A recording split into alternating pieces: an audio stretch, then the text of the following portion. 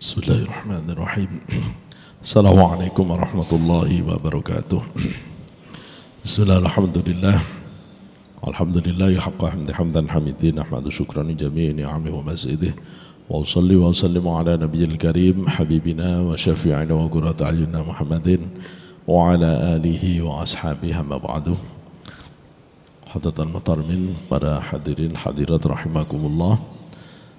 Alhamdulillah kesempatan ini kita bisa kembali melanjutkan kajian kita di kajian akhlak tasawuf yang pada kajian-kajian sebelumnya kita sudah membahas tentang persoalan yang berkaitan dengan akhlaknya.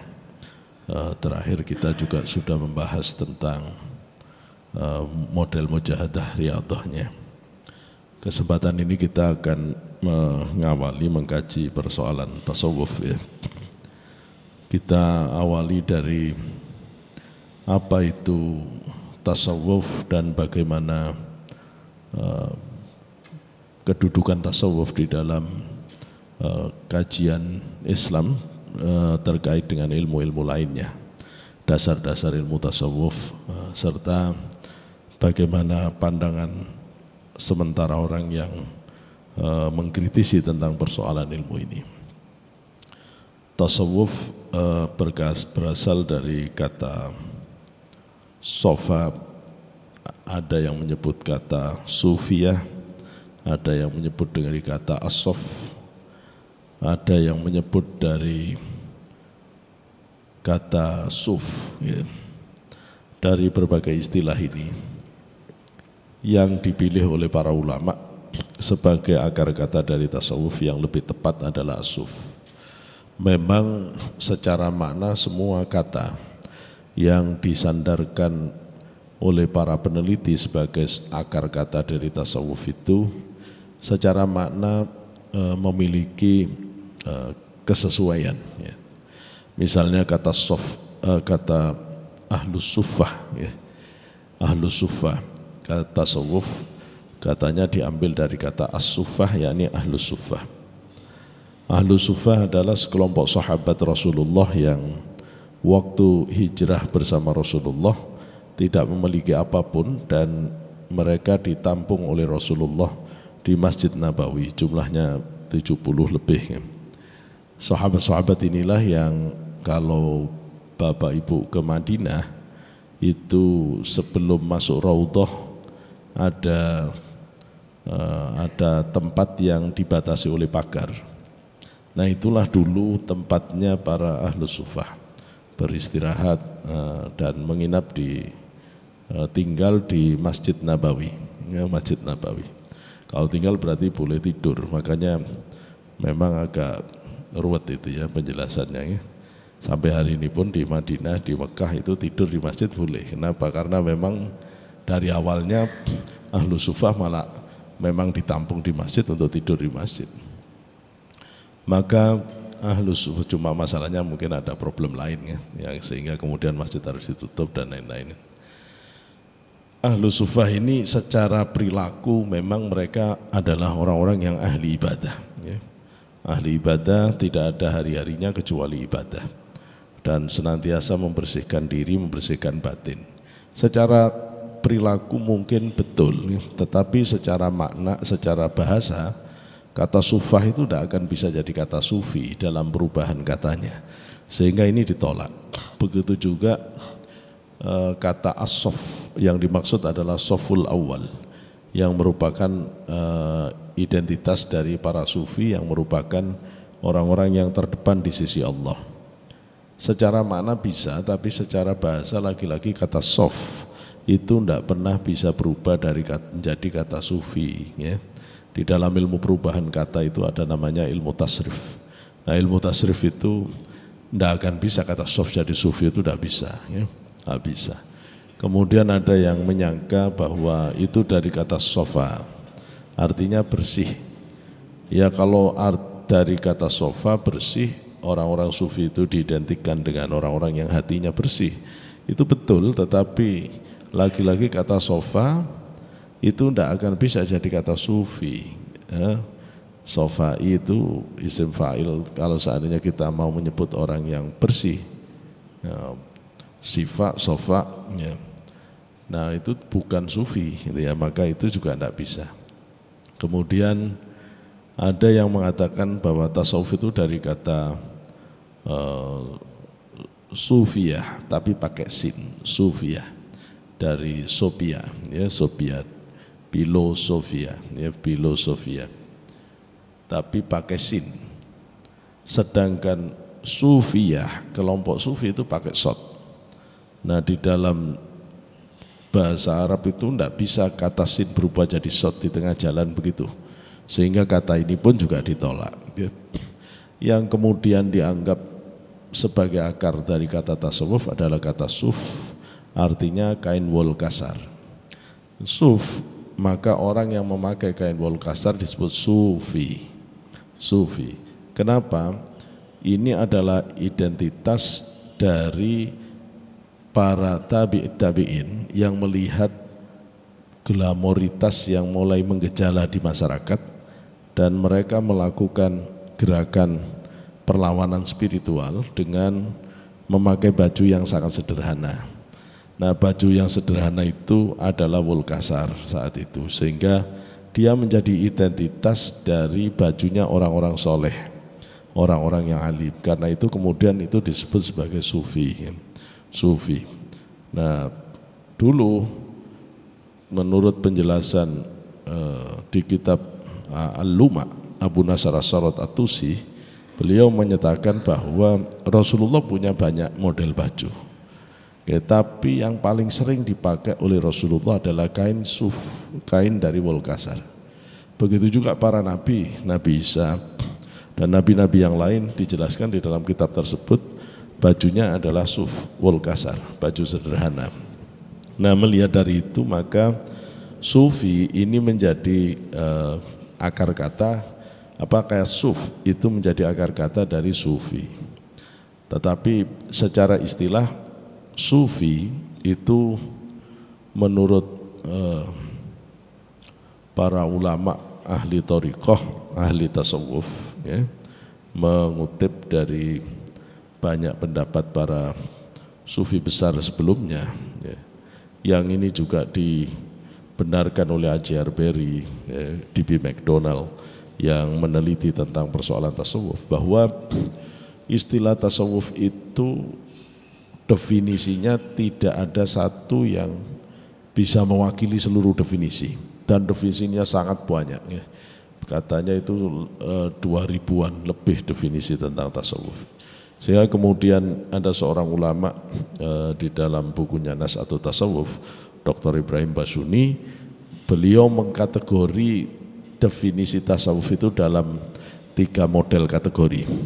Definisi pemula, definisi menengah, dan definisi level akhir. Misalnya definisi di level pemula itu disampaikan oleh Abu Husain An-Nuri, salah satu murid dari Imam Junaid Al-Baghdadi. Beliau mengartikan tasawuf itu adalah as-sufiyatu qaumun saffat qulubuhum min gaduratil basyariyati wa afatin nafsi wa tuharriru min syahwatihim hatta saru fi saffil awal wa darajatil ulya ma'al haqqi falamma taraku kullama siwallah saru la malikina wa la mamlukin. As-sufiyatu, kelompok sufi itu adalah qaumun saffat qulubuhum, komunitas orang yang hatinya bersih. Bersih dari apa? Min kaduratil basyariyati, dari kotoran-kotoran, keburukan-keburukan manusiawi, ya. Wa afatin nafsi, juga sudah bersih dari cacat atau penyakit atau kotoran nafsu, kejelekan nafsu, ya. Wa tuharriru min syahwatihim, mereka itu sudah mampu membebaskan dirinya dari tuntutan syahwat yang negatif, ya, tuntutan syahwat yang negatif. Hatta saru fi safil awal, sehingga mereka itu berada di posisi terdepan. Wa darajatil ulya, dan berada di derajat yang paling tinggi, ma'al haqqi, bersama Allah. Falamma taraku kullama siwallah, maka ketika mereka telah mampu meninggalkan di hatinya selain Allah, saru, jadilah mereka itu la malikin, tidak memiliki apa-apa, wala mamlukin, dan tidak bisa dimiliki oleh siapapun. Jadi sufi dalam artian ini adalah orang yang benar-benar telah mampu membersihkan diri dari sifat buruk manusia dan sifat buruk nafsu, serta sudah mampu melepaskan tuntutan-tuntutan negatif dari nafsu itu, ya, sudah mampu membersihkan diri dari nafsu syahwatnya, sampai dia benar-benar bisa membersihkan hatinya dari selain Allah, sehingga kemudian dia berada di posisi yang tertinggi di sisi Allah. Itulah sufi menurut Abu Husain An-Nuri. Maka kalau ada sufi, orang disebut sufi kok dia masih senang dunia, ya tidak mungkin. Orang disebut sufi kok perilakunya ada yang buruk, ya tidak mungkin. Sufi itu sudah selesai dari urusan akhlak buruk, sudah selesai, ya, sehingga kalau kita ketemu orang pinter tapi kok akhlaknya tidak benar, tidak mungkin sufi, ya. Orang yang macam-macam itu tidak mungkin. Sufi itu harus bersih dari perilaku-perilaku yang menyimpang, baik secara manusiawi maupun secara batiniahnya. Nafsunya juga sudah stabil. Definisi kedua, misalnya dalam definisi kedua ini dinyatakan oleh Ruwaim bin Ahmad, ya. Beliau mengartikan Al-Qahtani. Menurut Al-Qahtani, yang dimaksud dengan at-tasawwufu huwal khuluqu. Faman zada fil khuluqi zada fis sifat. Ya, tasawuf itu adalah moralitas. Siapa yang kualitas moralnya bertambah baik, maka berarti kesucian batinnya akan bertambah baik. Gampang melihat orang baik itu, Pak, ya. Orang baik itu bukan terlihat dari tampilan luar. Bukan kita ngelihat orang baik itu karena dia pakai tawo terus juga, ya. Orang baik itu kalau dia potongan rambutnya enggak, ya. Nanti kita ketipu terus kalau itu alasannya. Orang baik itu akhlaknya baik, ya, mukanya ajer, mukanya berseri-seri. Kalau ketemu orang sumeh, gampang nyapa, ndak metutut saja itu, ndak metutut saja. Ya, hatinya penuh kasih sayang, penyayang kepada orang lain, gitu ya, suka bertegur sapa dan toleran, ya, lembut hati, toleran. Itu orang baik, ini orang baik. Nah, orang baik itu cirinya dermawan, ya, tidak gampang marah. Nah, itu orang baik yang sebenarnya.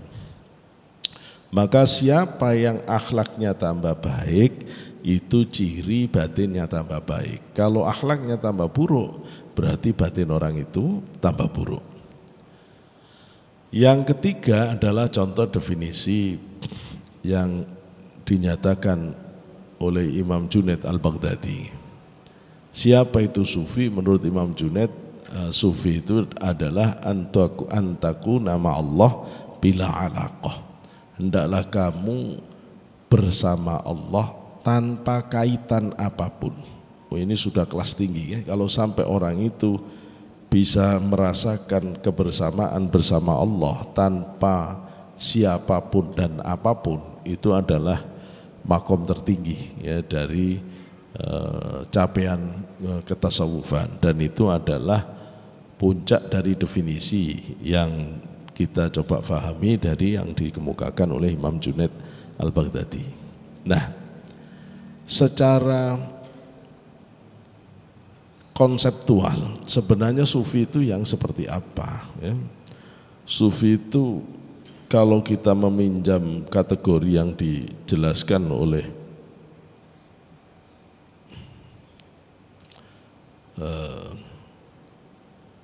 Abdul Karim Al-Jilli, ya, Abdul Karim Al-Jilli, yang disebut sufi itu nanti ada 3 level, ya. Level pemula, level menengah, level puncak. Dan level puncak inilah yang benar-benar sufi yang sebenarnya, ya. Sufi itu padanan katanya adalah wali.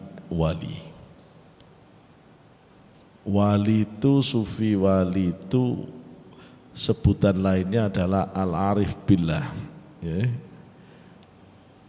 atau sebutan lainnya kalau di Quran disebut siddiqin, siddiq atau siddiqin. Karena itu kalau di sahabat yang punya gelar itu adalah Sayyidina Abu Bakar, maka yang paling sufi dari semua sahabat sebelum yang lain juga mencapai makom itu adalah Sayyidina Abu Bakar. Allah menyebut Sayyidah Aisyah itu, Sayyidah Maryam maksud saya, itu sebagai ibunya Nabi Isa disebut oleh Allah wa ummuhu siddiqah. Ibunya Nabi Isa itu adalah seorang siddiqah. Siddiqah itu yaitu yang dimaksud dengan sufi. Yaitu yang dimaksud dengan sufi. Nah, dalam bahasa kita di masyarakat kadang disebut sunan, ya, sehingga ada Sunan Giri, Sunan Bonang dan seterusnya.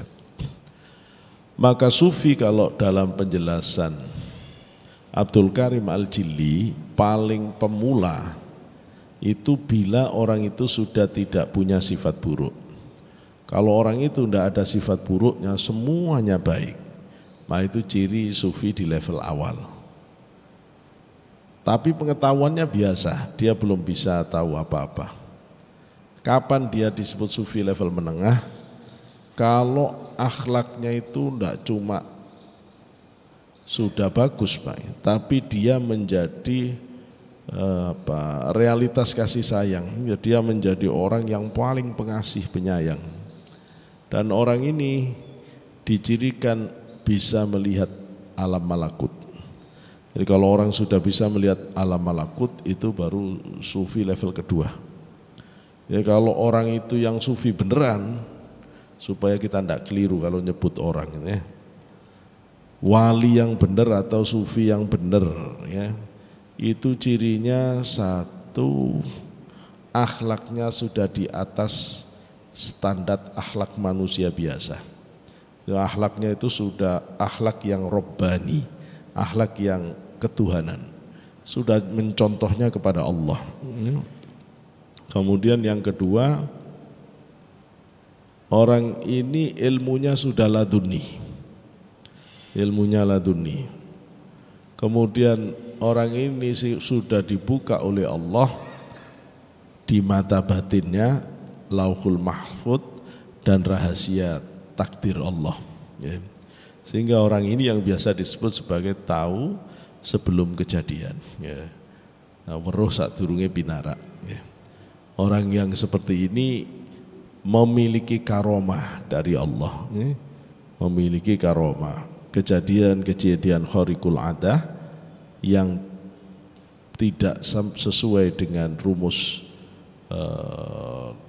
sunnatullah lahiriah, karena besarnya anugerah Allah yang diberikan kepada mereka. Maka kalau orang itu belum memiliki ciri-ciri semacam ini, sebenarnya dia belum sufi yang sebenarnya. Para wali songo disebut sufi, ya karena para wali songo secara moralitas kita menyaksikan bagaimana komitmen moralnya sangat tinggi. Kita lihat para wali songo punya karomah-karomah, ya. Jadi di situ itu kelihatan, ya, bahwa ini adalah seorang sufi atau bukan seorang sufi, ya. Dan mereka semuanya adalah orang yang sangat ketat memegang syariat, itu cirinya.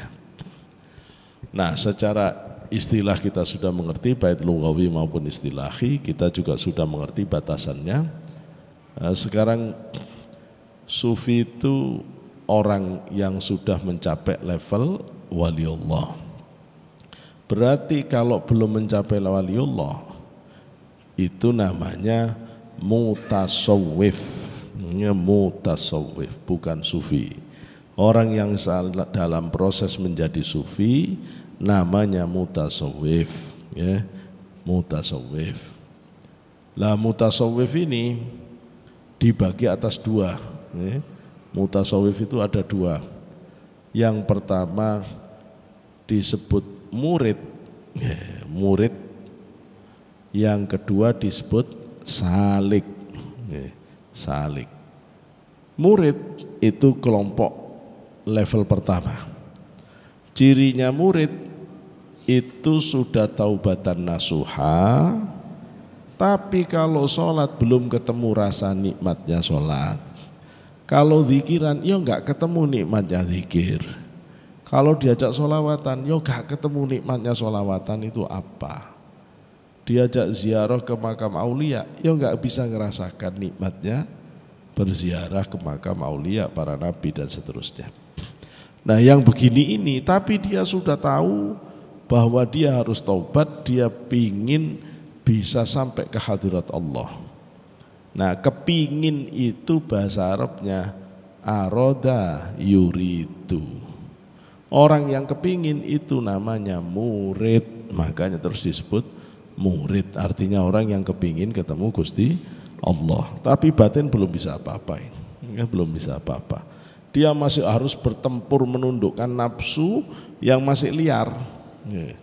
Dia harus berjuang mengalahkan nafsu yang masih liar dengan cara belajar lapar, belajar bangun malam, belajar tidak banyak bicara. Nah itu, karena itu murid itu disebut oleh Imam Ghazali sahibul mujahadah warriyadah. Dia ini adalah yang harus melakukan mujahadah riyadah, harus menundukkan nafsunya dan belajar terus menerus untuk mengarahkan nafsu itu kepada Allah.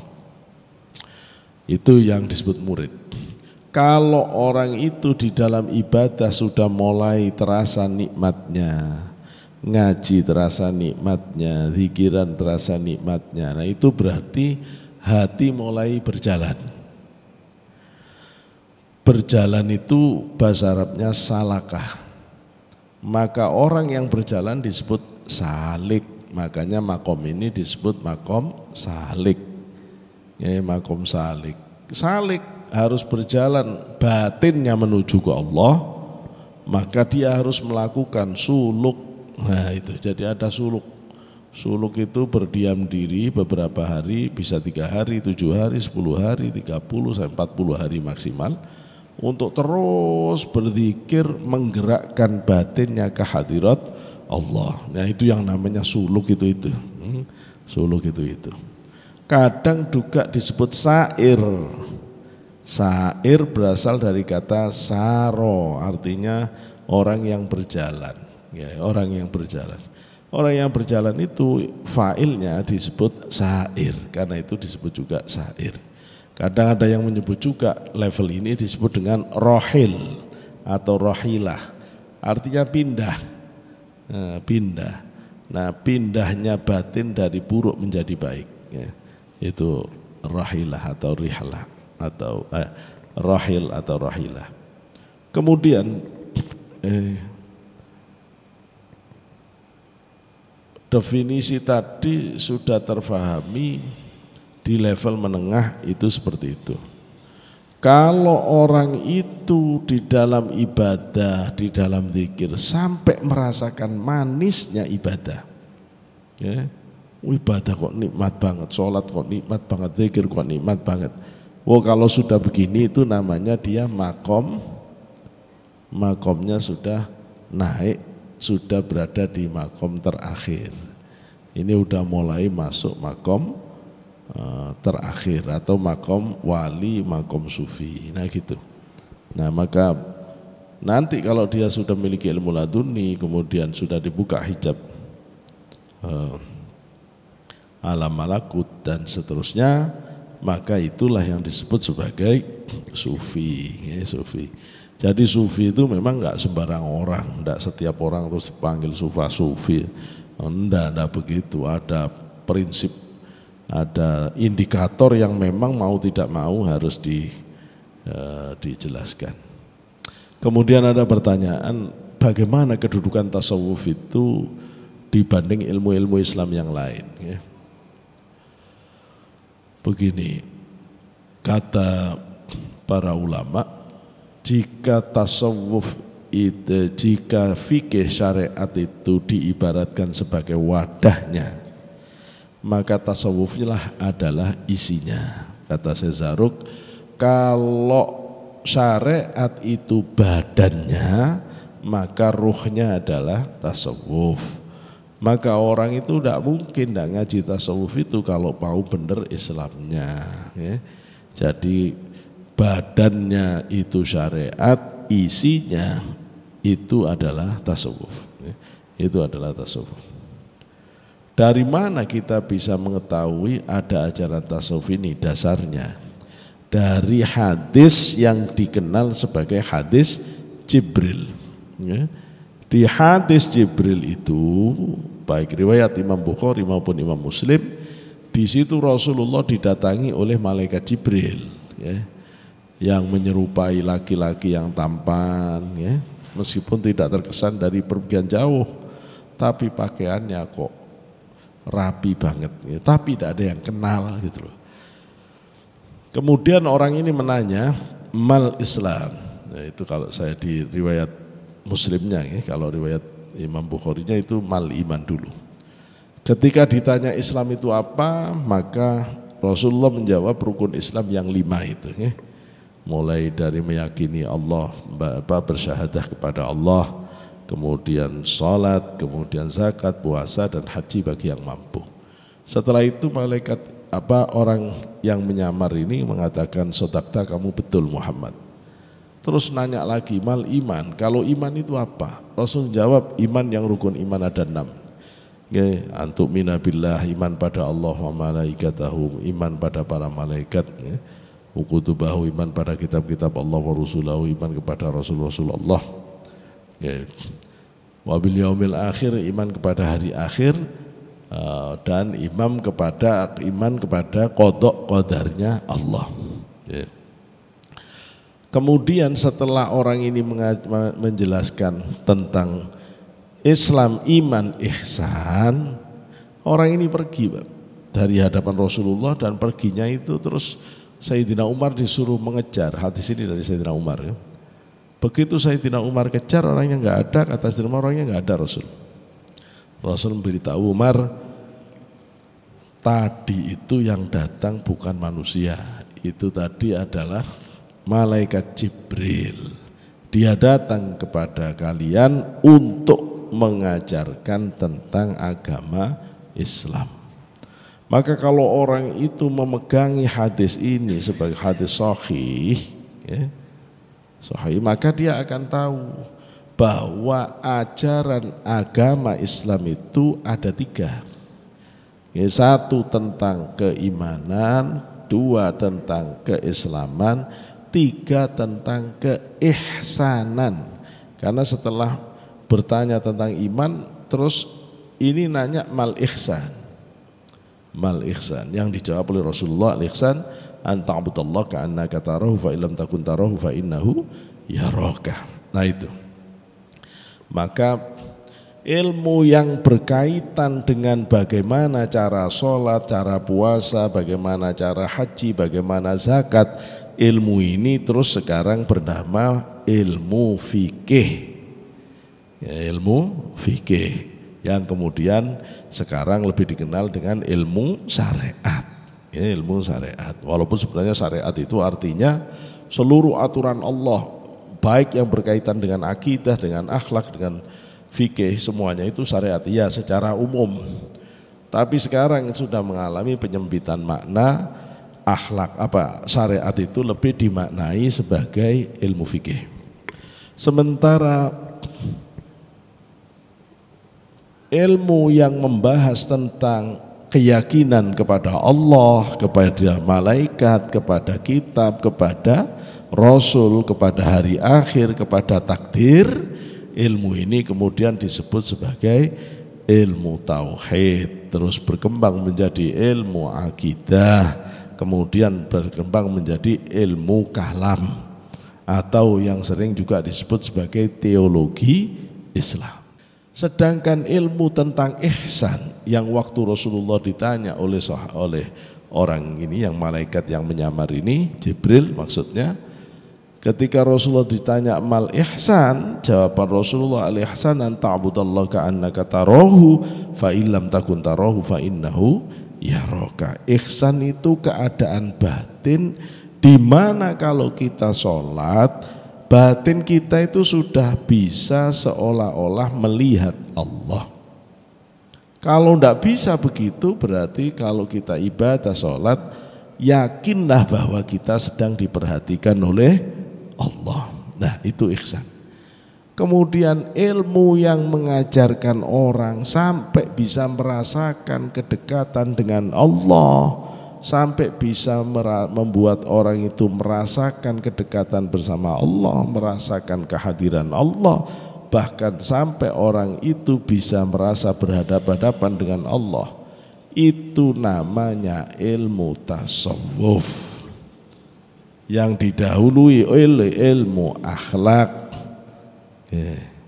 Yang praktek-praktek ibadahnya nanti dikenal dengan ilmu thariqah. Maka ilmu akhlak, tasawuf, thariqah itu adalah bagian dari apa yang disebut ihsan. Gitu loh. Ketika Sayyidina Umar disuruh oleh Rasulullah mengejar kemudian hilang, Rasulullah mengatakan itu tadi Jibril yang datang kepada kalian. Jibril datang dalam rangka mengajarkan kalian tentang dinul Islam, tentang agama Islam ini. Jadi kalau mau dipilah secara sederhana, Islam itu menyangkut 3 hal. Menyangkut urusan syariat, fikihnya, sholat, puasa, zakat, haji. Menyangkut tentang masalah akidah, keyakinan kepada Allah, yakin pada malaikat, yakin pada kitab Allah, yakin kepada Rasul Allah, yakin kepada hari akhir. Itu namanya akidah, ya. Itu namanya akidah. Sementara keyakinan yang hanya kepada Allah bisa melihat kita atau kita seolah-olah melihat Allah, itu nanti yang disebut dengan muraqabah ma'rifatullah, yang kajiannya nanti disebut kajian ilmu tasawuf. Nah gitu. Sementara ini banyak orang yang kemudian mempertanyakan tasawuf itu bid'ah, tidak ada contohnya di zaman Rasulullah. Rasulullah tidak pernah ngajar tasawuf. Orang kayak begini nih koyok pintar tapi kok yo bodoh men gitu loh ya. Kayak pintar tapi kok yo dia apa ndak lupa sejarah. Semua ilmu zaman Rasulullah belum ada namanya. Rasulullah itu cuma praktek saja hidup itu. Nanti ada ayat turun ya disampaikan. Nanti kadang dijelaskan oleh Rasulullah. Bisa tentang hukum, bisa tentang ilmu akidah dan lain-lain. Ya Rasul cuma nyampaikan saja. Saat itu belum ada yang namanya ilmu tafsir mana, hadis mana, fikih mana, apalagi tasawuf gitu loh. Ya orang harus tahu dulu itu bahwa zamannya Rasulullah belum ada nama-nama disiplin ilmu. Kalau orang mengatakan ilmu tasawuf itu dari luar Islam, tidak ada zaman Rasulullah. Ilmu tafsir juga belum ada, ulumul hadis juga belum ada, apalagi ilmu balaghah dan lain-lain. Walaupun secara implisit sudah ada Qur'annya, sudah ada hadisnya, cuma ilmu yang bidani itu sebagai ilmu pengetahuan belum muncul ya. Nanti itu abad ketiga Hijriah baru orang sadar untuk melahirkan ilmu-ilmu agama itu. Sehingga nanti muncul ilmu tafsir, muncul ulumul hadis dan seterusnya. Ya, termasuk di dalamnya nanti muncul ilmu tasawuf. Nah itu loh, ya itu. Sehingga kalau orang mengatakan bahwa tasawuf itu enggak ada dasarnya, itu aneh. Aneh ya. Jadi tasawuf itu dasarnya ya Quran ya hadis ya. Ya Quran ya hadis. Tidak pernah lepas dari Quran dan hadis. Nah itu kalau kita membahas penjelasan tasawuf dari sisi ilmu syariat, ilmu hakikat. Seberapa penting tasawuf sebagai ilmu ma'rifat atau ilmu hakikat terhadap ilmu syariat ya. Tadi dijelaskan oleh Sezaro, kalau ilmu syariat itu badannya, maka ilmu tasawuf itu ruhnya. Orang itu kalau ngerti syariat tapi tidak ngerti tasawuf, itu ya formalitas ibadah itu. Ya formalitas. Kenapa? Karena dia memang menguasai ilmu formalitas. Tidak ada yang menggerakkan batin untuk terus ibadah. Itu apa sholat sunnah? Kan yang diwajibkan cuma 5 waktu saja. Nah, itu orang-orang kayak gini nih repot menjelaskannya. Semuanya akan ditakar berdasarkan hadisnya. Walaupun tidak ada amaliyah kita itu, amaliyah ulama Ahlus Sunnah wal Jamaah yang tidak punya dasar kitab. Cuma kadang-kadang muridnya itu belum sanggup diberi uraian yang sedetail yang seharusnya. Sehingga yang penting dijalani dulu lah. Jalani dulu. Nah itu yang kemudian menyebabkan ada perbedaan ketika kita mau menganalisis bagaimana kelompok senior dan kelompok junior dalam agama ini. Maka ilmu tasawuf juga sama gitu. Ilmu tasawuf itu yang paling belakangan terbentuk. Setelah ilmu akhlak terbentuk, maka ulama-ulama itu melihat kok ini ilmu akhlak ini membuat orang bisa angkuh sombong. Butuh ilmu untuk melemaskan itu semuanya. Nah ilmu yang untuk melepaskan batin, melemaskan batin itu tidak lain adalah ilmu tasawuf, ilmu thariqah itu. Sehingga kemudian berkembanglah ilmu ini melalui tokoh-tokoh besarnya. Kalau yang bawa penjelasan tentang puasa, sholat dan persoalan zikir, kalau seandainya tidak ada orang yang mau menekuni ilmu itu, ya berarti wilayah keislaman kita kurang. Karena Islam itu kata Rasulullah itu tadi Jibril yang membawa yang menjelaskan 3 persoalan, yang 3 persoalan itu adalah berkaitan dengan keberagamaanmu. Maka kalau begitu, kalau Rasulullah menyebut bahwa itu Jibril yu'allimuka, itu adalah Jibril yang mengajarkan kamu tentang agamamu kata Rasulullah. Berarti agama Islam itu isinya 3, ya, tentang syariat, tentang tauhid atau akidah, dan tentang akhlak tasawuf. Nah disitulah kita bisa mengerti bahwa akhlak tasawuf itu jelas dasarnya.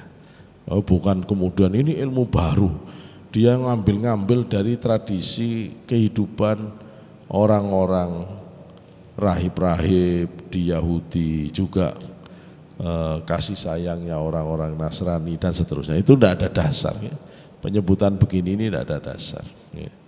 Tidak ada dasar, itu bukan karena terpengaruh ya. Kalau Sayyidina Umar itu pakai baju hanya 1 dan jubah maksudnya, itu kemudian dia menunggu keringnya kalau mau pakai, itu bukan karena tidak bisa beli, bukan ya.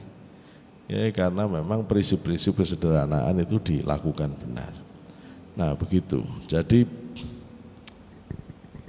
kalau kita melihat kedudukan tasawuf, ya sangat tinggi ya. Dia tasawuf tapi harus dibedakan atas 2 menurut Imam Ghazali dalam kitab Ihya. Tasawuf secara praktis dan tasawuf secara teoritis. Tasawuf kalau kita bahas tentang mahabbah, ma'rifat, hulul, fana, baqa, itu namanya tasawuf yang teoritis. Tapi tasawuf yang praktis itu bagaimana masuk masjid, keluar masjid, bagaimana makan, bagaimana adab terhadap orang tua dan seterusnya, itu namanya tasawuf yang akhlaki, yang sering disebut sebagai ilmu akhlak gitu ya, ilmu akhlak. Ilmu akhlak hukumnya wajib fardu ain ya, wajib fardu ain, semua harus ngerti itu. Apa itu ilmu akhlak, apa biangnya orang bisa jadi buruk itu, kenapa bisa menjadi, itu ilmu harus dipelajari. Dan itulah ilmu akhlak yang kita sudah bahas dari awal kajian ya. Baru sekarang kita masuk kepada kajian tasawufnya. Nah kalau itu tasawuf akhlak, kalau tasawuf yang nadhari misalnya gitu ya, nanti ada pembagian tasawuf itu jadi 3. Ini ada tasawuf sunni, ada tasawuf salafi, atau tasawuf salafi, tasawuf sunni, dan tasawuf falsafi. Tasawuf salafi itu tasawuf model Sayyidina Imam Malik, Imam Ahmad bin Hanbal, Imam Hanafi, Imam Syafi'i, itu lebih dikenal sebagai kelompok sufi yang salafi. Sufi yang salafi benar, tapi bukan salafi yang kita kenal. Ini salafi yang benar-benar mengikuti orang salaf. Prinsipnya dia tidak mau keluar dari apa yang ada di Quran dan hadis. Tidak mau nerima konsep apapun yang bukan dari Quran, hadis. Nah itu tokoh besarnya namanya Al-Harawi, termasuk di dalamnya Imam Malik, Imam Ahmad bin Hanbal. Ia menjelaskan tasawuf tapi tidak mau keluar dari Quran, hadis. Itu cirinya tasawuf salafi. Sedangkan tasawuf falsafi itu adalah kelompok tasawuf yang sangat teoritis. Ini tasawuf falsafi itu tasawuf yang membahas pengalaman-pengalaman spiritual tertinggi dalam kajian ilmu tasawuf. Bahas tentang ma'rifat, fana, baqo, itihad, hulul, wahdatul wujud, wahdatul syuhud. Itu ciri-ciri dari kelompok sufi falsafi.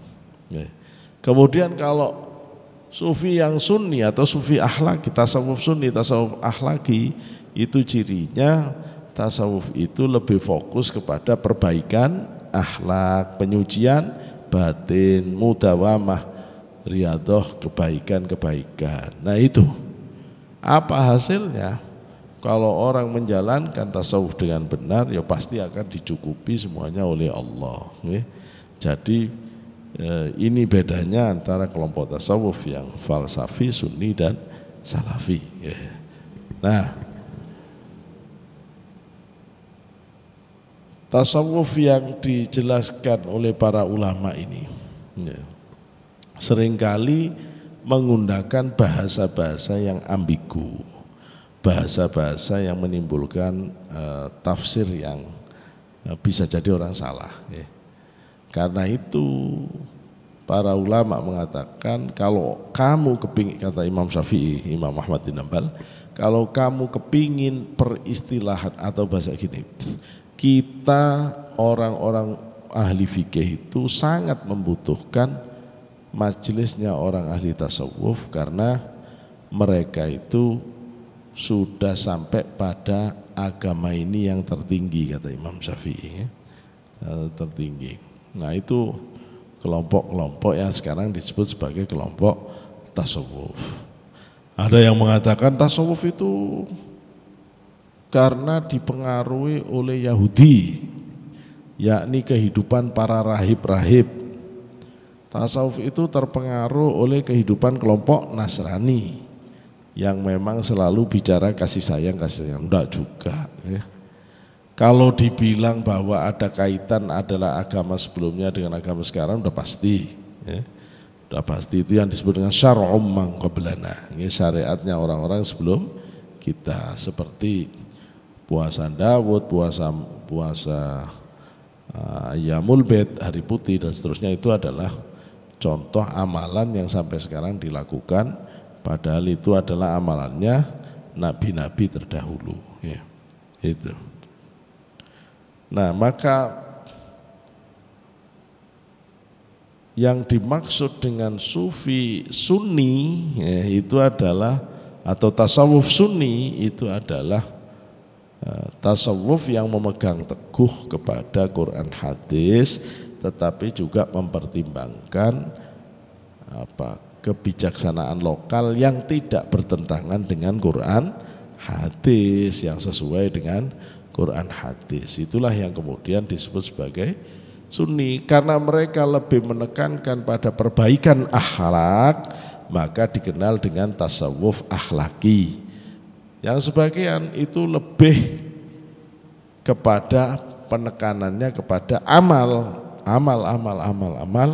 ibadah, maksudnya amal ibadah, maka terus dikenal dengan tasawuf amali. Tasawuf amali, tasawuf akhlaki ini kemudian menjadi prinsip dari ulama ahlu sunnah wal jamaah atau sunni, maka dikenal juga lah ini tasawufnya tasawuf sunni. Maka tasawuf akhlaki, tasawuf salafi, tasawuf akhlaki, tasawuf sunni, itu semuanya bagian dari keragaman kajian yang ada di dalam ilmu tasawuf. Nah itu yang perlu kita ketahui, sehingga kita kemudian tidak terus mendiskreditkan ilmu tasawuf, tapi kita tidak tahu bahwa ilmu-ilmu lain itu terbentuk belakangan. Ya. Quran itu baru dikodifikasikan pada zaman Utsman. Sebelum Utsman tidak ada Quran satu bendel yang isinya 30 juz, itu belum ada. Quran masih tercecer di mana-mana. Nah, nanti atas prakarsa Sayyidina Umar, wakilah dari Sayyidina Ali, Sayyidina Abu Bakar kemudian mulai mengumpulkan dokumen-dokumen yang berisi tulisan ayat-ayat Quran yang ditulis di hadapan Rasulullah. Itu nanti. Begitu juga hadis itu kan belum berani nulis. Zaman sahabat tidak ada kitab hadis satupun. Baru ada itu zamannya dinasti Umayyah, tepatnya pada zaman Umar bin Abdul Aziz, baru ada kodifikasi pertama. Itu pun belum ada ilmu usul fikih. Kapan ulumul hadis maksudnya. Kapan orang zaman dulu, zaman sahabat, zaman tabi'in itu masih zaman sahabat terutama masih tidak membutuhkan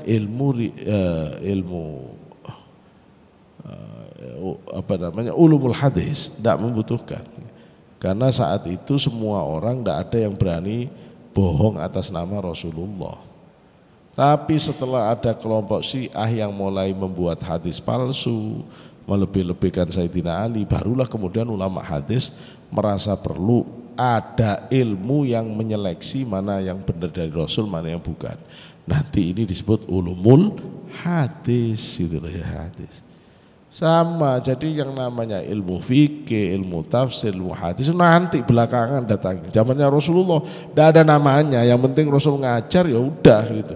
Namanya ilmu apa ya nggak ada orang bertanya. Nah belakanganlah ilmu itu dipilah-pilah. Ilmu yang mempelajari tentang akhlak baik, akhlak buruk terus disebut sebagai ilmu akhlak. Ilmu yang menyucikan diri untuk bisa sampai ke hadirat Allah disebut ilmu tasawuf. Ilmu yang menjelaskan bagaimana mujahadah, riyadhah, membiasakan wirid dzikir sehingga sampai ke Allah, terus itu namanya ilmu thariqah. Nah gitu. Jadi semuanya ini ada dasarnya di dalam kajian Islam itu. Sehingga kalau orang mengatakan tasawuf itu tidak ada di zaman Rasulullah, semuanya nggak ada ya. Tidak begitu cara berpikirnya. Jadi kodifikasi ilmu di dalam Islam itu memang bertahap. Setelah akhir abad kedua, awal abad 3 itu ada kodifikasi ilmu keislaman, baru nanti akan ada ilmu ketasawufan setelah ilmu-ilmu umum. Begitu. Jadi saya kira beberapa poin yang saya bisa sampaikan tentang definisi, tentang kedudukan tasawuf ditinjau dari ilmu-ilmu lain, insya Allah sudah cukup memadai. Kalau ada hal yang mau ditanyakan boleh ditanyakan. Saya persilahkan, mungkin ada sedikit waktunya. Berkaitan dengan kedudukan ilmu tasawuf ini, atau tentang hakikat ilmu tasawufnya. Nah maka sambil jalannya, maka kata Zarruq yang juga dikutip oleh Said Hussein Nasr, ilmu tasawuf itu ruhnya dalam agama ini. Ilmu syariat itu badannya, ilmu fikih itu badannya. Jadi kalau kita itu sholat, yang mengurusi bagaimana takbir benar, rukuk benar, sujud benar, apa syarat-syarat wajib sahnya sholat, apa rukun-rukunnya sholat, apa saja yang membatalkan sholat, ilmunya namanya ilmu fikih yang nanti disebut syariat. Tapi ilmu yang mengajarkan bagaimana bisa merasakan kehadiran Allah di dalam sholat, bagaimana menjadi khusyuk, bagaimana batin ini menjadi bersih, nah itu namanya ilmu tasawuf, itu loh. Kalau sampai orang itu menceritakan pengalaman tertinggi bersama Allah, nah itu kemudian disebut tasawuf falsafi. Kalau orang itu menekankan aspek ibadah, amal, akhlak, disebut tasawuf akhlaki atau amali. Kalau orang bertasawuf hanya strict ke Quran hadis saja, tidak mau keluar dari apa yang di Quran hadis, namanya tasawuf salafi. Nah gitu.